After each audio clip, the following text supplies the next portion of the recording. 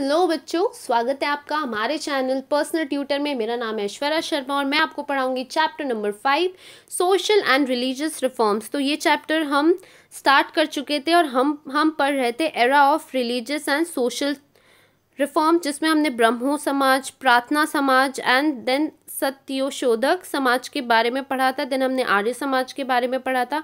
अब हम पढ़ने वाले हैं रामकृष्ण मिशन के बारे में। Ramakrishna Mission was establish by Swami Vivekananda, a close disciple of Ramakrishna Paramahansa in 1897. Ramakrishna Mission worked for service to the society. The mission worked for providing help to the famine-stricken people, patient, medical help to the poor, female education and spiritual growth.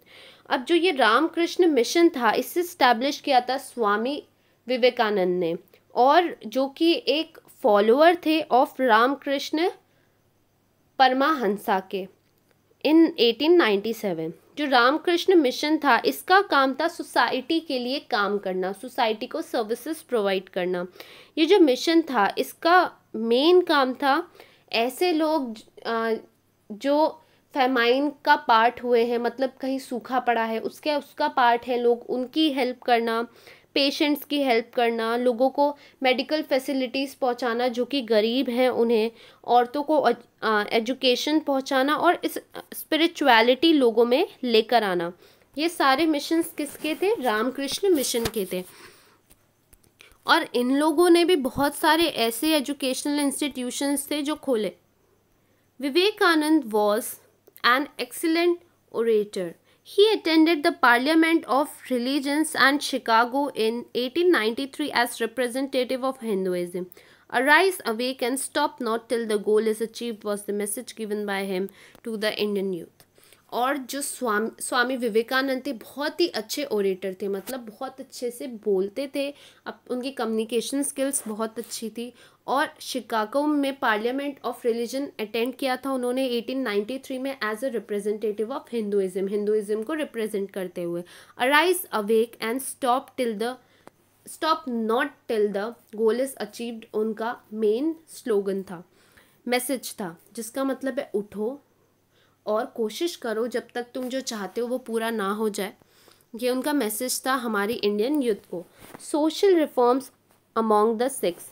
The Singh Sahib was established at Amritsar to achieve reforms in Sikh religion.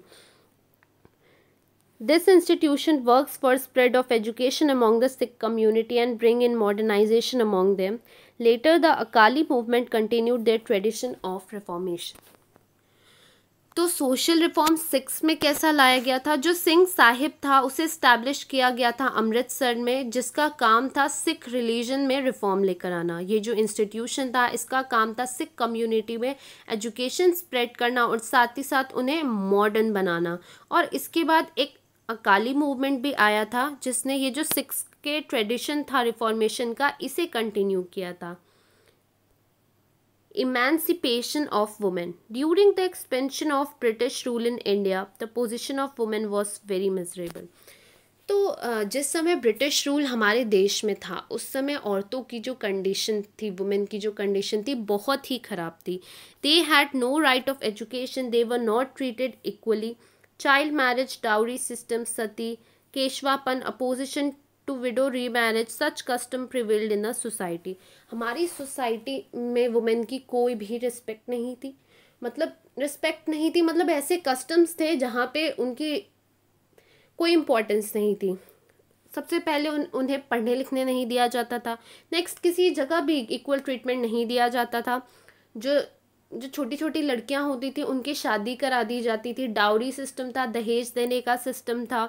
सती प्रथा थी, यदि आपके husband की death हो जाती तो आपके पूरे बाल आपको पूरी लाइफ टाइम हटा के रखने पड़ते थे। यदि आपके हस्बैंड की डेथ हो गई है तो आप दोबारा शादी नहीं कर सकते हो। विडो रीमैरिज सिस्टम नहीं था। तो इस तरीके के कस्टम्स हमारे सोसाइटी में थे जिन्हें चेंज करने की ज़रूरत थी। मतलब ब्रिटिशर्स को तो निकालना ही था, पर साथ ही साथ हमारी कंट्री के जो भी एविल्स थे उन्हें भी कंट्री से निकाल के फेंकना था। The then governor lord Bentinck took help of social reformers like Raja Ram Mohan Roy to pass the sati prohibition act. Gopal Hari Deshmukh, popularly known as Lokhitwadi advocated general equality through his writing in Shatapatre. उस समय जो गवर्नर थे लॉर्ड बेंटिंग, उन्होंने ये सोशल रिफॉर्म्स हमारी country में लाया with the help of राजा राम मोहन रॉय, एक सती प्रोहिबिशन एक्ट पास करके। साथ ही जो गोपाल हरि देशमुख थे, जिन्हें पॉपुलरली कहा जाता है लोकतिवाड़ी, उन्होंने जनरल इक्वालिटी लोगों को समझाई अपने शतापत्रे के through. In 48 Mahatma Phule started the first school for girls at Bhidewada in Pune. His wife Savitribai Phule supported him. Savitribai Phule had to face great criticism from the society because she continued to work in education. अब महात्मा फूले ने 1848 में लड़कियों के लिए एक school खोला भिंडेवाड़ा में, जो कि पुणे में सिचुएटेड था, और उनकी वाइफ जो सावित्रीबाई फूले हैं, उन्होंने पूरा सपोर्ट किया अपने हस्बैंड का। जो सावित्रीबाई फूले हैं, उन्हें बहुत ज़्यादा क्रिटिसिज्म सहना पड़ा, लोगों का बहुत सारा क्रिटिसिज्म सहना पड़ा सोसाइटी का, क्योंकि उन्होंने अपना जो लोगों तक, लड़कियों तक एजुकेशन पहुंचाने वाला काम था वो कंटिन्यू रखा। महात्मा फूले एस्टैब्लिश द बाल हत्या प्रतिबंधक गृह in his own house. He conducted a strike off barbers against the custom of shaving the heads of the widows. और साथ ही साथ उन्होंने बाल हत्या प्रतिबंधक गृह जो था वो अपने घर में स्टार्ट किया। साथ ही साथ ऐसे जो भी बार्बर्स होते हैं जो लड़कियों के हस्बैंड, मतलब किसी भी लेडी के हस्बैंड की डेथ होने के बाद उनके बाल हटाने का काम करते हैं, उनके अगेंस्ट भी स्ट्राइक किया, उनके अगेंस्ट भी खड़े हुए। For gaining permission to widow remarriage, और सब चाहते थे कि विडो रीमैरिज का जो सिस्टम है वो हमारी कंट्री में आए, कि एक बार किसी के हस्बैंड की डेथ हो गई है तो उसे दोबारा शादी करने की जो परमिशन है वो मिले। तो इसलिए जो पंडित ईश्वर चंद्र विद्यासागर थे, विष्णु शास्त्री पंडित थे और वीरेर शालिंगाम थे, इन सब ने बहुत स्पेशल एफर्ट्स लिए। इन हिज न्यूज़पेपर सुधारक Gopal Ganesh Agarkar gave his staunch opinion about child marriage law of concern. और जो सुधारकर न्यूज़पेपर था, जो कि गोपाल गणेश आगरकर था, उसमें उन्होंने अपना ओपिनियन दिया कि चाइल्ड मैरिज क्यों नहीं होना चाहिए, और लॉ ऑफ कंसर्न मतलब एक किसी भी पर्सन की खुद की मर्जी होना कितना इम्पॉर्टेंट है, इस बारे में अपने न्यूज़पेपर में समझाया। Maharshi Vitthal Ramji Shinde organised a conference against the practice of devadasi. In her book Stri Purush Tulana, Tarabai Shinde very fiercely put up her views about the women's right. और एक प्रैक्टिस चलती थी देवदासी, उस प्रैक्टिस को भी हटाने के लिए एक कॉन्फ्रेंस की महर्षि विट्ठल रामजी शिंदे ने, और उनकी जो बुक थी स्त्री पुरुष तुलना, इस पे जो ताराबाई शिंदे थी, जो उनकी वाइफ थी, उन्होंने भी कि एक औरतों की राइट्स क्या होती है और कैसे उन्हें राइट्स मिलनी चाहिए, इसके बारे में बात की। Maharshi Dhondo Karve starting the Anant Balkrishna orphanage for girls. और जो महर्षि ढोंडो कर्वे थे उन्होंने भी लड़कियों के लिए ऑर्फिनेज स्टार्ट किया, बनाया। His intention was to give education to all women and make them stand on their feet. Through his efforts, the first women's university was set up in 20th century. Pandit Ramabai founded the Sharda Sadan and took up the responsibility of taking care of disabled children and women. और उनका intention क्या था कि सारी women को education मिले, और इसीलिए और वो अपने पैरों में खड़े हो पाए, इसीलिए उन्होंने इंस्टीट्यूशन स्टार्ट किए। इस एफर्ट के थ्रू सबसे पहली वुमेन यूनिवर्सिटी सेटअप की गई 20th सेंचुरी में। पंडित रामाबाई जो थी उन्होंने शारदा सदन स्टार्ट किया, और साथ ही साथ रिस्पॉन्सिबिलिटी ली कि ऐसे बच्चे और ऐसी वुमेन जो कि डिसेबल्ड हैं, जो हैंडीकैप्ड हैं, उनका ध्यान हम रखेंगे। Ramabai Ranade, through the medium of Seva Sadan Institute, started the nursing course for women. She demanded the right to vote for women. Through articles, Dr. Ambedkar spoke about the injustice towards women. Mahatma Gandhi also advocated education of women. Women have given valuable contribution during the freedom struggle. और जो रामाबाई रानाडे थे, उन्होंने भी जो सेवा सदन institute था उसके थ्रू लोगों तक ये बताया कि क्यों हर जगह वुमेंस को इक्वल ट्रीटमेंट मिलना चाहिए, उन्हें राइट टू वोट जैसी चीज़ें पहुंचानी चाहिए। जो डॉक्टर अंबेडकर थे उन्होंने भी जो भी वुमेंस के साथ इनजस्टिस होता था, भेदभाव होता था, ये सारी जो चीज़ें थी वो सारी चीज़ें भी लोगों तक पहुंचाई। महात्मा गांधी ने भी औरतों की एजुकेशन की बात की और ये बोला कि फ्रीडम मूवमेंट, और साथ ही साथ वुमेन का बहुत ज़्यादा कंट्रीब्यूशन रहा फ्रीडम मूवमेंट में, जितना वो लोग कर सकते थे। Women's reform movement helped in closing down many unjust practices in society. The voice for problems against the women broke out. Women started putting up their own thoughts through their writings. Their performance in every sector of life flourished due to education. और सारी जो भी गलत practices होती थी women's के साथ, जो भी उनके साथ भेदभाव किया जाता था, इन सारी चीज़ों को रोका गया। जो भी औरतों की आवाज़ थी वो बाहर निकली और लोगों तक पहुंची। साथ ही साथ जो वुमेन थी उन्होंने अपने थॉट्स लिखना चालू किया और लोगों तक अपनी प्रॉब्लम्स को पहुंचाया। और हर फील्ड में धीरे धीरे जो भी वुमेन है उन्हें एजुकेशन मिलने लगा और हर फील्ड में वो आगे बढ़ने लगी। Religious reforms among the Muslims. Abdul Latif started the social reform among the Muslim community. He established the Mohammedan Literary Society in Bengal. अब मुस्लिम में किस तरीके से रिलीजियस रिफॉर्म्स हो रहे थे। जो अब्दुल लतीफ़ थे उन्होंने सबसे पहला सोशल रिफॉर्म स्टार्ट किया मुस्लिम कम्युनिटी के लिए। उन्होंने एक मोहम्मदन लिटरेरी सोसाइटी इस्टेब्लिश की बंगाल में। Sir Syed Ahmad Khan founded the Mohammedan Anglo Oriental College. It later developed into the Aligarh Muslim University. He advocated Western science and technology. अब जो सर सैयद अहमद खान थे उन्होंने मोहम्मदन एंग्लो ओरिएंटल कॉलेज का फाउंडेशन किया और later on उस कॉलेज का नाम पड़ गया अलीगढ़ मुस्लिम यूनिवर्सिटी। उन्होंने जो जो वेस्टर्न साइंस है और जो भी टेक्नोलॉजी है इन सब की तरफ फोकस किया और साथ ही साथ एजुकेशन तो प्रमोट किया ही। He firmly believed that Muslim could make progress only by studying modern education and science. और उनका ये मानना था कि मुस्लिम्स अपनी लाइफ में आगे उस समय ही बढ़ सकते हैं जब वो अच्छे से साइंस पढ़ें और अच्छे से एजुकेट हो जाए। Movement in Hindu society. In 1915, Hindu Mahasabha was established to give a respectable position to the Hindu community. Pandit Madan Mohan Malviya laid the foundation of Banaras Hindu University. Dr. Keshav Baliram Hedgewar in 1925 established Rashtriya Swayamsevak Sangh at Nagpur. 1915 में क्या हुआ कि Hindu Mahasabha establish की गई ताकि Hindu community को भी एक अच्छी पोजीशन मिल सके।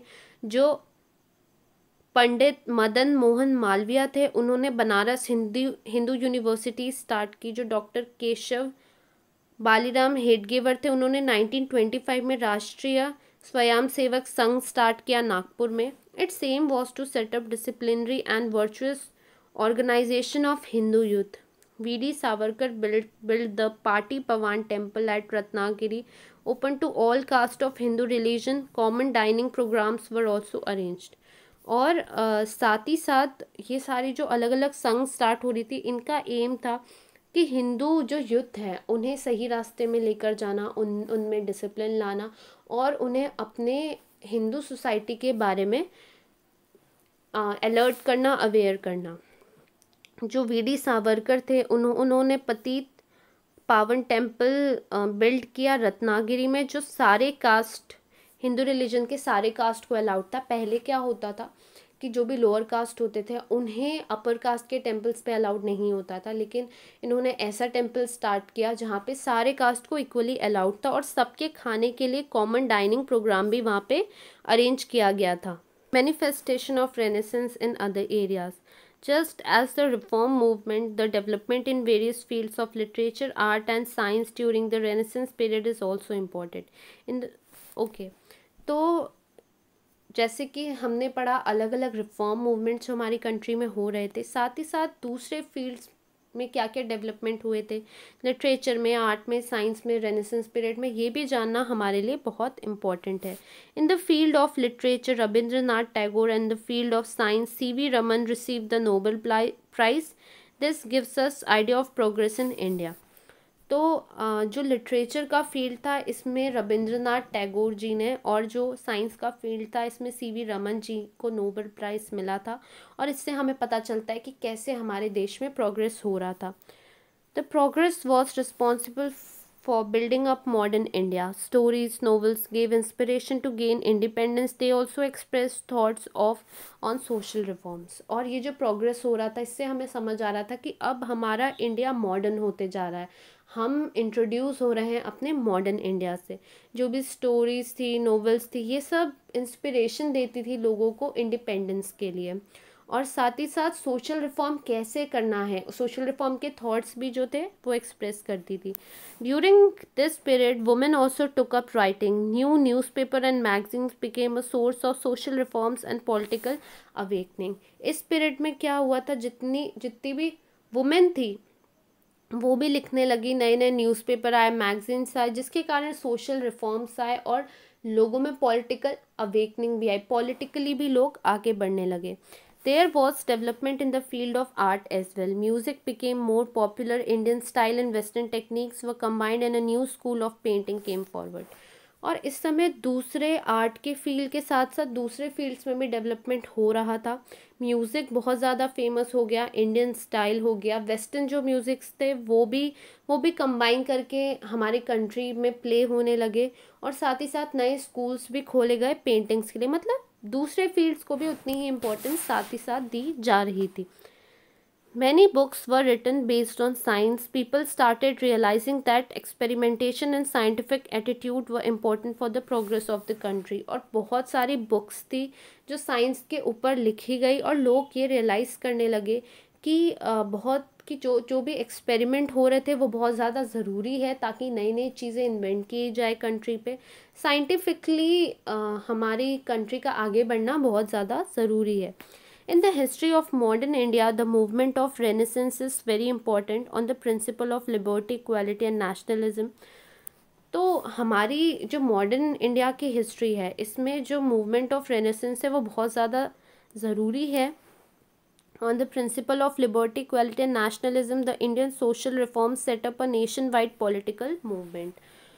हमारे कंट्री में जो भी इंडियन सोशल रिफॉर्म्स आ रहे थे जिसके कारण पूरे कंट्री में पॉलिटिकल मूवमेंट हो रहा था, उनका रीज़न था लोगों का इन प्रिंसिपल्स को फॉलो करना। प्रिंसिपल ऑफ से पहले लिबर्टी मतलब फ्रीडम, इक्वालिटी सबके साथ इक्वल ट्रीटमेंट और नेशनलिज्म। और जो भी इंडियन सोशल रिफॉर्म्स थे इसलिए ही आ रहे थे। The study of this movement will be deal in next chapter. और इन जो अलग अलग हम मूवमेंट्स की बात करें जो हमारे कंट्री में आए थे इन रिफॉर्म्स के कारण, इनके बारे में अच्छे से एक्सप्लेन किए हुए हम नेक्स्ट चैप्टर में पढ़ने वाले हैं। तो यहाँ पे आपका चैप्टर ख़त्म होता है। यदि आपको कोई भी डाउट हो तो आप श्योर हमें कमेंट सेक्शन पे पूछ सकते हैं। Thank you for watching.